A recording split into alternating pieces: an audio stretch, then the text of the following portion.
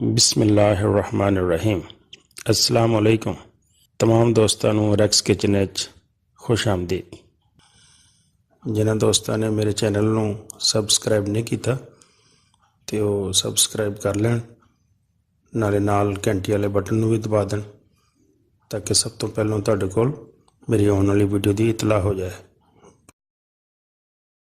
Racks kitchen ਵਿੱਚ ਅੱਜ ਬੜੀ ਮੁxtਲਿਫ ਕਿਸਮ ਦੀ ਰੈਸਪੀ ਬਣ ਰਹੀ ਹੈ। ਖੰਡੀਆਂ, बेसन ਦੀਆਂ ਟਿੱਕੀਆਂ ਵੀ ਕਹਿ ਸਕਦੇ ਹਾਂ।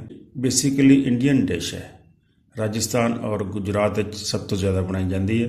ਆਪਣੇ ਘਰਾਂ ਵਿੱਚ ਬਹੁਤ ਕਮ ਬਣਾਈ ਜਾਣ ਵਾਲੀ ਡਿਸ਼ ਹੈ, ਲੇਕਿਨ ਬਹੁਤ ਮਜ਼ੇਦਾਰ ਔਰ ਬੜੀ ਟੇਸਟੀ ਬਣਦੀ ਹੈ। ਤੇ ਅੱਜ ਅਸੀਂ ਇਹਨੂੰ ਬਣਾਉਣ ਦਾ ਤਰੀਕਾ ਦੱਸਾਂਗੇ ਕਿ ਇਹ ਖੰਡੀਆਂ ਕਿਸ ਤਰ੍ਹਾਂ ਬਣਾਈਆਂ ਜਾਂਦੀਆਂ। 2 ਮਰਲਿਆਂ ਵਿੱਚ ਇਹ ਸਾਲਣ ਤਿਆਰ ਹੋਏਗਾ। ਸਭ ਤੋਂ ਪਹਿਲੇ ਅਸੀਂ ਖੰਡੀਆਂ ਬਣਾਵਾਂਗੇ, ਉਸ ਤੋਂ ਬਾਅਦ ਫਿਰ ਖੰਡੀਆਂ ਦਾ ਸਾਲਣ ਬਣਾਵਾਂਗੇ। ਤੇ ਆਓ ਫਿਰ ਖੰਡੀਆਂ ਦੇਖਦੇ ਹਾਂ ਕਿਸ ਤਰ੍ਹਾਂ ਬਣਾਉਣੀਆਂ। बर्तन में 1 कप आयल का पा लो, 2 अदद प्याज बारीक कट के इस्तेमाल करने, 2 चम्मच अदरक लहसुन का पेस्ट,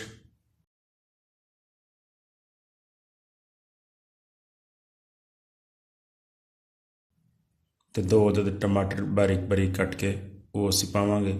मसाला तैयार करांगे।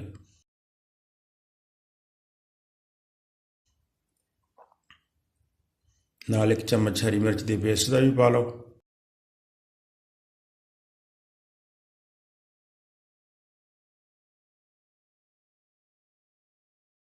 तो इन्हूं थोड़ा जिहा पानी पा के भुनना शुरू करो।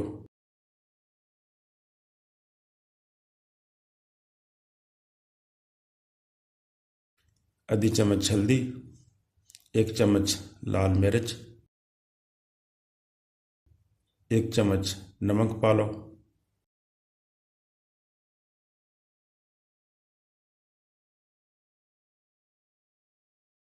तो जरूरत के मुताबिक थोड़ा जिहा पानी पा के इन्हूं भुनो, क्योंकि मसाला सड़ना नहीं चाहिए। अपनी जरूरत के मुताबिक तुसीं थोड़ा थोड़ा पानी पा के इन्हूं भुन लो।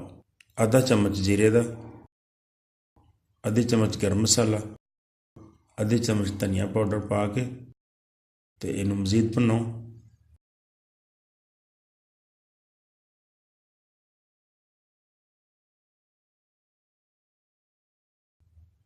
तो जो मसाला भुज जाए तो फिर असीं तकरीबन 200 ग्राम दही पा लांगे।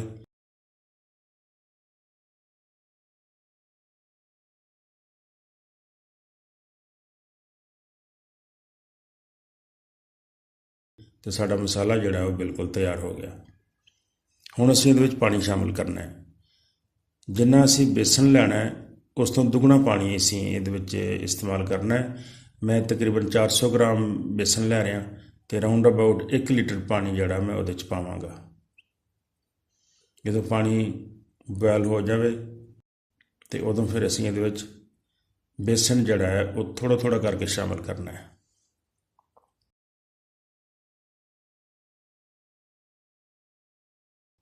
तो नाल दी नाल तेज़ी नाल हिलाई जाना है ताकि इहदे विच डलियां गिलटियां वगैरह ना बन जान।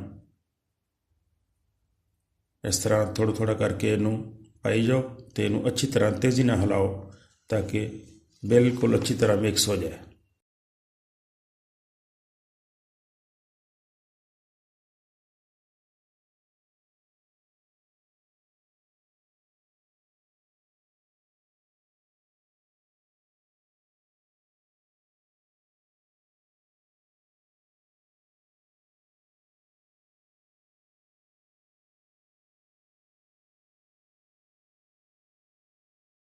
ਜਦੋਂ पानी खुश्क होना शुरू हो जाए तो समझो कि तुहाडा बेसन जिहड़ा वो तैयार हो रहा है।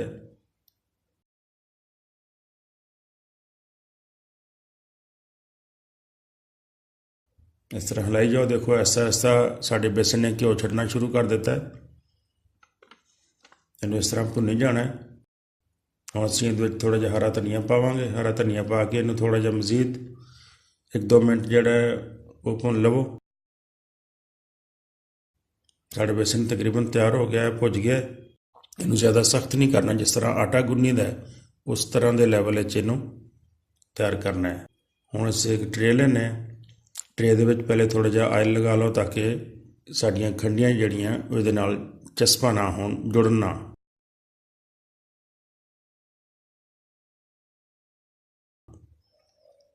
ਤੇ ਫਿਰ ਬੇਸਣ ਕੱਢ ਕੇ ਸਾਰਾ ਭੁੱਜਿਆ ਹੋਇਆ ਅਸੀਂ ਟਰੇ 'ਚ ਪਾ ਲਾਂਗੇ। ਟਰੇ 'ਚ ਪਾ ਕੇ ਬੇਸਣ ਨੂੰ ਤੇ ਇਸ ਤਰ੍ਹਾਂ ਐਸਾ ਐਸਾ ਇਹਨੂੰ ਇੱਕੋ ਜਿਹਾ ਕਰ ਲਓ, ਪੱਧਰਾ ਕਰ ਲਓ ਤੇ ਇਹਨੂੰ ਠੰਡਾ ਹੋਣ ਵਾਸਤੇ ਰੱਖ ਦਿਓ।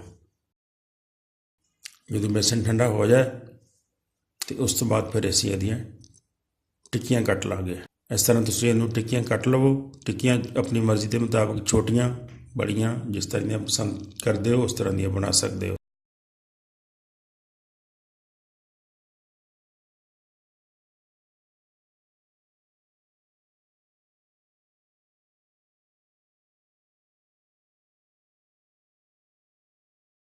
ਸਾਡੀਆਂ ਖੰਡੀਆਂ ਤਿਆਰ ਹੋ ਗਈਆਂ। ਹੁਣ ਅਸੀਂ ਅਗਲੇ ਮਰਲੇ 'ਚ ਦਾਖਲ ਹੁੰਦੇ ਹਾਂ। ਅਸੀਂ ਸਾਲਣ ਬਣਾਉਣ ਵਾਸਤੇ ਮਸਾਲਾ ਸ਼ੁਰੂ ਕਰਦੇ ਹਾਂ। 2 ਪਿਆਜ਼ ਕੱਟ ਕੇ ਪਾ ਲਓ ਤੇ 8-10 ਜਵੇ ਲਸਣ ਦੇ ਪਾ ਲਓ। 2 ਟਮਾਟਰ ਕੱਟ ਕੇ ਪਾ ਲਓ ਤੇ ਨਾਲ 2 ਕੱਪ ਪਾਣੀ ਪਾ ਕੇ ਤੇ ਇਸ ਨੂੰ 5-7 ਮਿੰਟ ਵਾਸਤੇ ਪ੍ਰੈਸ਼ਰ ਕੁੱਕਰ 'ਚ ਪ੍ਰੈਸ਼ਰ ਦੇ ਲਓ ਤਾਂ ਕਿ ਪਿਆਜ਼ ਬਿਲਕੁਲ ਅੱਛੀ ਤਰ੍ਹਾਂ ਗਲ ਜਾਏ।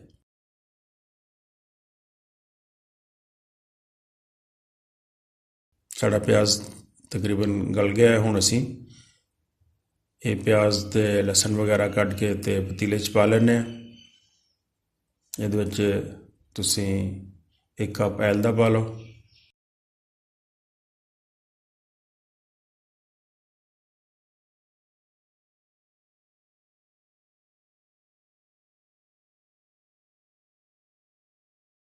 ਦੋ ਚਮਚ ਅਦਰਕ ਲਸਣ ਦਾ ਪੇਸਟ ਪਾ ਕੇ ਤੇ ਇਹਨੂੰ ਭੁੰਨਣਾ ਸ਼ੁਰੂ ਕਰੋ।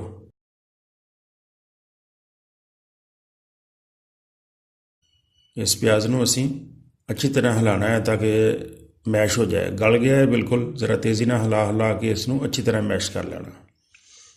ਹੁਣ ਅਸੀਂ ਇਹਦੇ ਵਿੱਚ ਅੱਧੀ ਚਮਚ ਹਲਦੀ ਪਾ ਲਓ, 1 ਚਮਚ ਮਿਰਚ ਪਾ ਲਓ,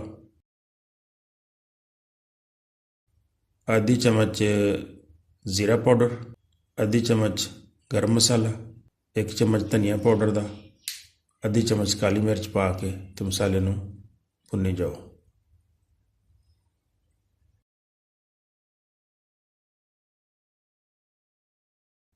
ਜਦੋਂ ਮਸਾਲਾ ਤੁਹਾਡਾ ਭੁੱਜ ਜਾਏ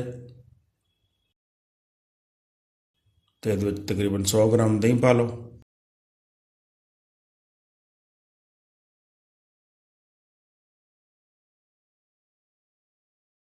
ਤੇ ਮਸਾਲਾ ਸਾਡਾ ਤਿਆਰ ਹੋ ਗਿਆ।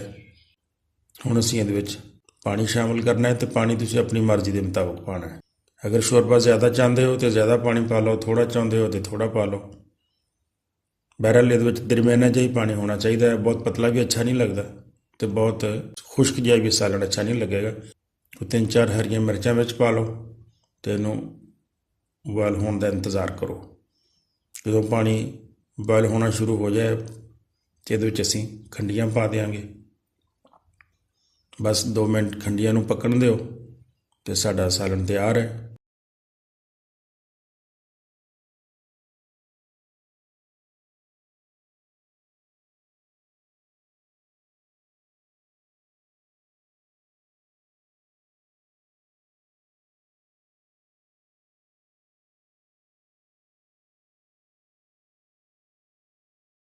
ਹਰੇ ਧਨੀਏ ਦੇ ਪੱਤੇ ਥੋੜ੍ਹੇ ਜਿਹੇ ਪਾ ਲਓ ਤੇ ਸਾਡਾ ਸਾਲਣ ਜਿਹੜਾ ਹੈ ਖੰਡੀਆਂ ਦਾ ਬਿਲਕੁਲ ਤਿਆਰ ਹੋ ਗਿਆ। ਜ਼ਿਆਦਾ ਮੁਸ਼ਕਿਲ ਨਹੀਂ ਹੈ ਲੇਕਿਨ ਟੇਸਟ ਬਹੁਤ ਅੱਛਾ ਬਣਦਾ ਔਰ ਬੜੀ ਡਿਫਰੈਂਟ ਜਿਹੀ ਇਹ ਡਿਸ਼ ਹੈਗੀ ਹੈ। ਤੁਸੀਂ ਇਹਨੂੰ ਜ਼ਰੂਰ ਘਰ 'ਚ ਟਰਾਈ ਕਰਨਾ। ਬਹੁਤ ਸ਼ੁਕਰੀਆ। ਅਸਲਾਮ ਵਾਲੇਕੁਮ।